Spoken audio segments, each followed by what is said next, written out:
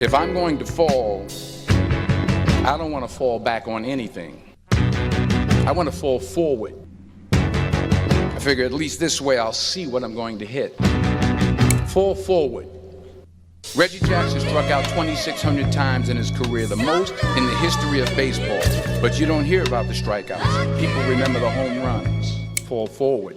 Thomas Edison conducted 1,000 failed experiments because the 1,001st was the light bulb. Fall forward. Every failed experiment is one step closer to success. You've got to take risks, and I'm sure you've probably heard that before, but I want to talk to you about why that's so important. First, you will fail at some point in your life. Accept it. You will lose. You will embarrass yourself. You will suck at something.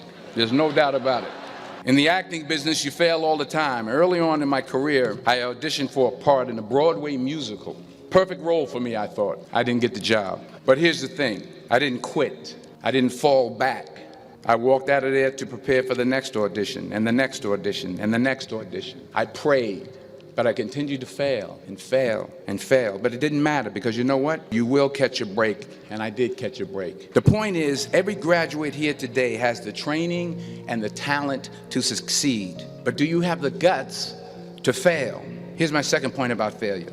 If you don't fail, you're not even trying.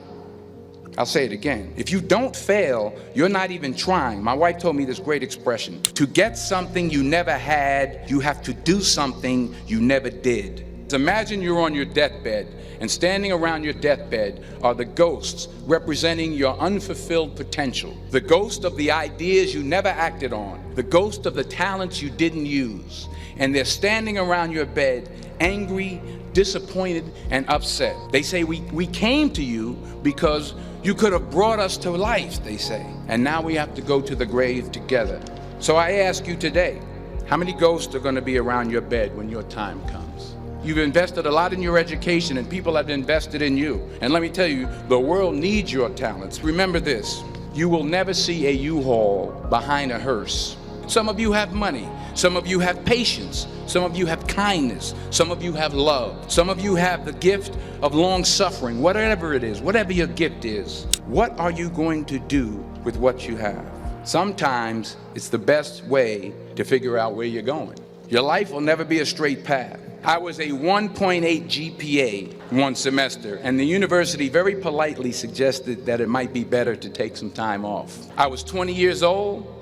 I was at my lowest point. And then one day, and I remember the exact day, March 27th, 1975, I was helping my mother in her beauty shop. There was this older woman who was considered one of the elders in the town, and I didn't know her personally, but I was looking in the mirror, and every time I looked at the mirror, I could see her behind me, and she was staring at me. She said something I'll never forget. She said, "Young boy, I have a prophecy. A spiritual prophecy." She said, "You are going to travel the world and speak to millions of people." Now mind you, I'm 20 years old, I'm flunked out of school.